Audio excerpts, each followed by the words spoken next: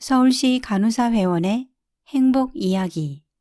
간호사 행복 더하기. 파트 2. 숙련된 간호사로부터 안전한 간호를 제공받기 위해. 웃고 있는 범수형. 2000년 난 의무병으로 입대를 했다. 간호장교로 지원하려 했지만 뜻대로 되지 않고 간호대를 졸업하고 간호사가 되어 늦게 입대한 것이다. 어리바리 훈련병 시절을 논산에서 보내고 자대인 모모 국군 통합병원으로 기차와 군 버스를 타고 도착했다. 그 막막함과 두려움은 말로 다 표현 못한다. 담장 안의 군 생활은 어둠 그 자체이다. 첫날 중대장에게 전입신고를 하고 식사를 했다. 이것이 짬밥이구나. 식탁에 있는 물도 마셨다. 국군 통합병원에 전공을 살려서 오다니 나는 참 축복받은 것 같다고 생각했다. 그렇지만 그날 밤 나는 이등병이 식탁에 있는 물을 마셨다고 무섭게 생긴 상병에게 매섭게 혼이 났다. 암흑의 군생활이 시작되었다. 나의 이력이 위력을 발휘해 중환자실 의무병이 되었다. 중환자실은 3교대도 아닌 2교대에 중환자도 많아 힘든 부서이며 감염 예방을 위한 폐쇄적인 공간으로 갱의실도 다른 부서와 따로 사용하였다. 여기 중환자실에서 만난 장기 입원 환자가 바로 범수형이다. 참 각별한 인연이다. 범수형의 계급은 병장. 인공호흡기를 목에 달고 있고 의식은 명료하다. 필요한 것이 있으면 입으로 떡떡거리는 소리를 내서 호출하고 속삭이듯 말한다. 목에 기관 절개술을 시행받아 목소리가 나오지 않기 때문이다. 호흡은 튜브로 도움받고 식사는 일반인과 똑같이 한다. 휴가 중 오토바이 사고로 경추 2번과 3번 사이를 다친 그는 성격이 까칠해 낯선 간호장교나 의무병은 꺼려했다. 목 위로 머리는 정상이지만 전신이 마비이기 때문에 자기 힘으로 할 수 있는 일이 없다. 팔다리는 마르고 강직이 진행되었고 당연히 소변질도 가지고 있다. 식사를 할 때는 우선 수건을 입 근처에 깔아서 음식이 떨어져도 침구를 교체하지 않도록 하고 빨대컵으로 물을 먼저 준다. 그리고 밥, 국, 반찬을 정성을 다해 적당량을 수저로 먹이고 중간중간에 휴지로 입을 닦아준다. 물도 한 번씩 준다. 식사가 끝나면 수건을 정리하고 식판을 치운 뒤 양치를 해준다. 불편하거나 버릇없는 의무병이 식사를 담당할 때는 밥을 거부하기도 하여 간호장교가 대신 도와주기도 했다. 여간 까다로운 게 아니었다. 식사는 빙산의 일각일 뿐 면도, 머리 감기기, 침상 목욕, 관장과 처리, 침상 정리, 전신 마사지, 아로에 문동, 가래 석션하기, TV 돌려주기, 산책하기, 전화 대신 해주기, 간식 챙겨주기 등등 손이 정말 많이 가는 환자였다. 이런 환자를 우리 중환자실 의무병 고참이 제대하면서 착하게 생긴 나에게 인계한 것이다. 바쁜 일 가운데서도 나는 성심성의껏 간호를 했다.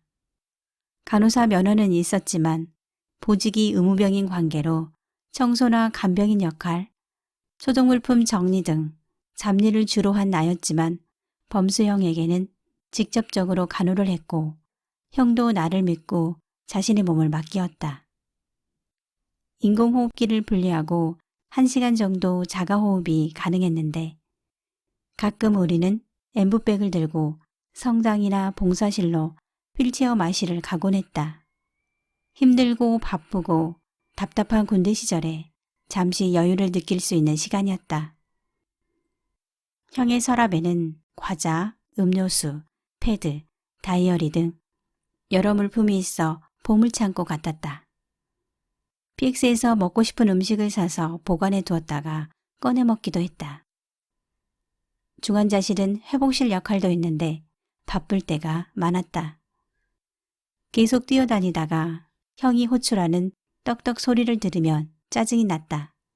물론 긴급할 때도 있었지만 난 너무 힘든데 막상 가보면 TV를 돌리거나 베개 위치를 다시 잡는 거였다.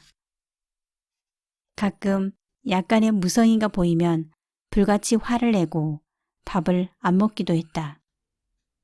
형의 요구는 너무 많았고 어쩔 수 없이 바쁘고 짬밥 낮은 나는 지쳐갔다. 하지만 제대한 고참의 부탁도 있고 해서 잘해드리려고 노력은 했다. 내가 상병 때 다른 부대로 파견을 가게 되었다. 이 사실을 알려드리자 범수형은 정말 많이 화를 냈다. 사실 나는 그동안 이 정도 도와드리고 간호했으니 내 앞길을 지지해주고 축복해주리라 생각했지만 형은 무정하게 나와의 이별만 원망했다. 나도 이해를 못하고 형도 나를 이해 못했다. 나를 많이 의지했나 보다. 얼마나 막막했을까. 제대하고 형을 보러 다시 국군 병원에 갔었다. 무료한 병원 생활을 하는 형이 걱정됐고 미안한 마음이 있었기 때문이다. 어느 날 갑자기 형에게 급하게 연락이 왔다.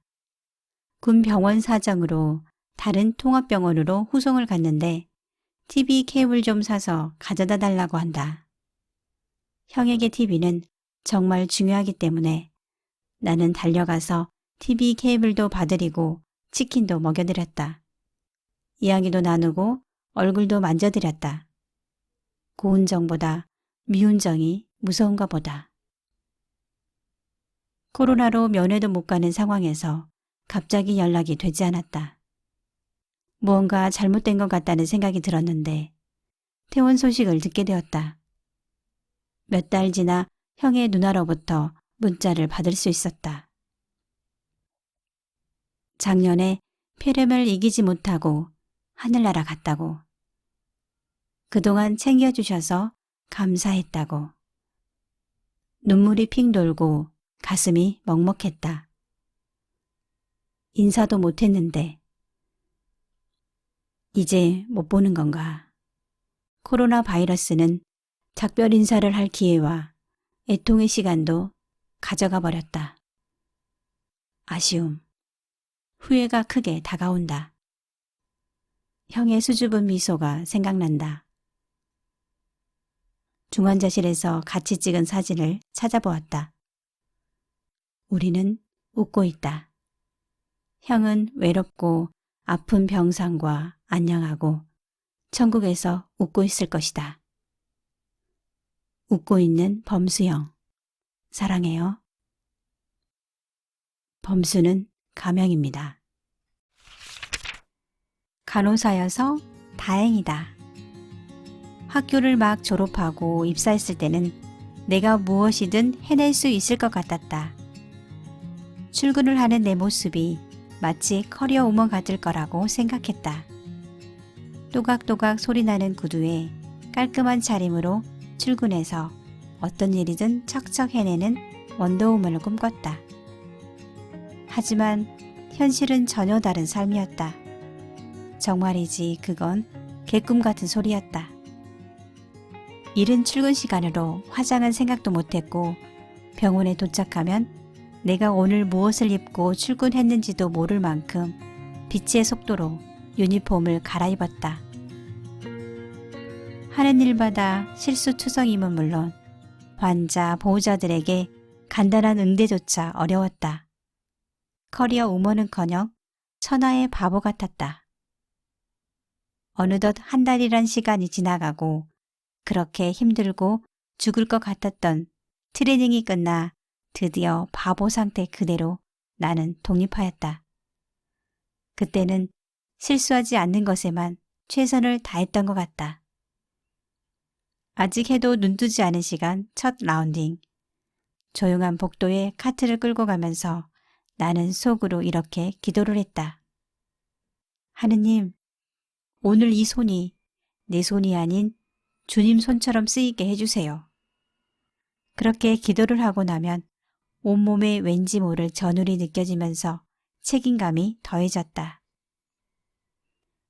환자들이 어떤 의료진을 만나고 어떤 간호사가 담당 간호사가 되는지에 따라서 간호의 질이 달라진다는 것을 나는 너무나도 잘 알기 때문에 실수하고 싶지 않았다. 나는 처음이니까, 나는 서툴고 아직 많이 부족하니까 못하는 부분을 감안하여 그렇다면 내가 잘할 수 있는 것은 무엇인지 생각해 보았다. 어린 시절부터 나는 사교성이 좋고 낯을 가리지 않는 성격이었다. 할머니를 모시고 살아서인지 어르신들이 어렵지 않았고 애교도 곧잘 부렸다. 웃음이 많은 편이고 나름 친절한 편이다. 내가 못하는 게 많다면 내가 더 잘할 수 있는 것들을 보여주기로 했다. 그래, 나는 친절함이 무기다. 웃어라 웃어. 그렇게 속으로 생각하고 나면 정말 당당해졌다. 하지만 어김없이 실수투성이로 근무 시간이 끝나게 되기 마련. 인수인계 이후 사정없이 선배에게 혼난 뒤 나머지 일을 정리하고 나면 다시 정신을 차리고 담당했던 병실로 들어갔다. 오늘은 실수가 많아서 정말 죄송합니다. 내일은 조금 더 잘해볼게요. 안녕히 주무세요. 내일 다시 봬요. 죄송한 마음과 약간의 수줍음 섞인 표정으로 물론 내일도 실수하겠지만 그래도 귀여운 신입생을 조금은 이해해달라는 무언의 압박을 웃음 뒤에 숨긴 채 한 분 한 분께 인사를 드리고 퇴근했다. 다음 날도 나는 어김없이 실수투성이었다. 그래도 환자들은 몇 시간째 한 번도 쉬지 못하는 것 같다며 한 끼도 못 먹고 여태 일한다며 아직도 퇴근을 못했냐며 나보다 더 나를 걱정해 주시고 딸같이 손녀같이 대해주셨다. 정맥 주사를 할 때도 주사를 맞는 환자보다 주사를 삽입하는 내 손과 마음이 더 떨리는 것을 아시는지 오히려 내가 늙어서 나이가 드니까 혈관이 워낙 안 보이고 어려워. 다들 어려워하더라고. 괜찮으니까 편하게 해 라며 격려해 주시던 환자분들이 수없이 많았다. 서툰 내 모습을 누구보다 잘 아시면서도 다음 출근 날이면 어제는 쉬는 날이었냐며 안 보여서 궁금했다고 내가 출근하기를 기다려 주셨다. 그렇게 1년이 지나고 5년이 지나고 어느덧 나는 할 수 있는 게 점점 많아졌다.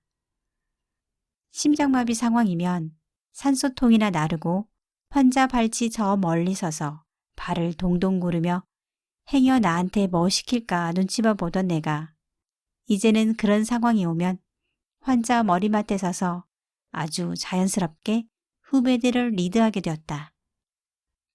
출근하는 게 더 이상 두렵지 않고 떨리지 않았다. 세상이 고수에게는 놀이터요, 하수에게는 지옥이라는 말이 딱 맞는 것 같다. 그날도 평소처럼 출근을 했다. 바람 좋은 날이었다. 첫 라운딩을 돌고 두 번째 라운딩을 돌았을 때까지도 나는 느끼지 못했다. 내 환자가 무엇을 하는지, 무엇이 어려운지, 얼굴 표정은 어땠는지 생각해보면 나는 사무적으로 환자를 대할 뿐 환자의 요구가 무엇인지, 지금 마음이 어떤지, 나를 바라보는 표정이 어떤지 알지 못했고 더 솔직히 말하면 관심도 없었다. 어쩌면 그간 환자의 얼굴, 환자의 마음, 환자의 생각보다 환자의 주변과 내가 해야 할 일만 보고 일했는지도 모르겠다. 그날도 어김없이 칼퇴를 기원하며 허겁지겁 마무리하고 마지막 라운딩을 나섰다. 그때 가서야 알았다. 하루 종일 숨차서 눕지도 못하고 앉아서 겨우 하루를 보내고 신부정과 부종이 점점 심해져서 숨차다며 대답도 잘 안 하시던 그 할아버지는 나를 위한, 우리를 위한 고마운 마음이 담긴 글을 한자 한자 몇 시간에 걸쳐 쓰고 계셨던 것이다. 그 종이를 받았을 때 나는 기분이 이상했다. 기쁘지 않았다. 이상하게 힘이 빠지면서 내 자신에게 화가 났다. 그 종이를 들고 병실 밖으로 나와 스테이션까지 가지 못하고 한참 서서 생각에 잠겼다. 간호사는 무슨 일을 하는 사람이지? 나는 어떤 마음으로 일하고 있었지? 입사했을 때 환자들의 말을 들으려 하고 환자들 표정에 집중했던 나는 이미 사라진 지 오래된 기분이었다. 입보다는 귀를 더 많이 열어 환자들의 말에 귀 기울이겠다던 자기소개서에 적힌 글은 정확히 반대로 되었다. 나는 무언가를 설명할 때 남녀노소, 나이, 성별을 구분하지 않고 빛의 속도로 쏟아내듯이 말했고 대답이 나오기도 전에 더 궁금한 게 있으면 나중에 이야기하라며 설명을 끝냈다. 애초에 설명을 시작하면서 대답이나 질문을 들을 준비된 게는 없었다. 지금까지 내가 키운 건 능력이 아니라 오만함이었다. 그때서야 할아버지 얼굴이 보였다. 할아버지 목소리가 들렸다. 하루 종일 본인 숨과 싸우다 지쳐 어두워진 낯빛으로 나에게 가장 좋은 표정을 지으려 노력하는 그 표정이 이제야 보이기 시작했다. 나에게 스스로 창피한 눈물이 났다. 나도 모르게 코끝이 빨개졌다. 할아버지 마음이 너무 고마워서 지금까지 보지 못했던 내 모습이 너무 죄송스러워서 나는 어쩌면 지금까지 힘내라며 오늘도 고생이 많다며 따뜻하게 말 한마디 건네고 싶었던 환자들의 마음을 온몸으로 모른 척하고 있었을지도 모른다. 나는 이제 알 수 있다. 볼 수 있다. 그리고 그 소리가 이제는 마음으로 들린다. 고맙다고, 나 때문에 수고가 많다고. 나는 다시 벅찬 가슴으로 일한다. 나는 간호사다. 간호사에서 정말 다행이다.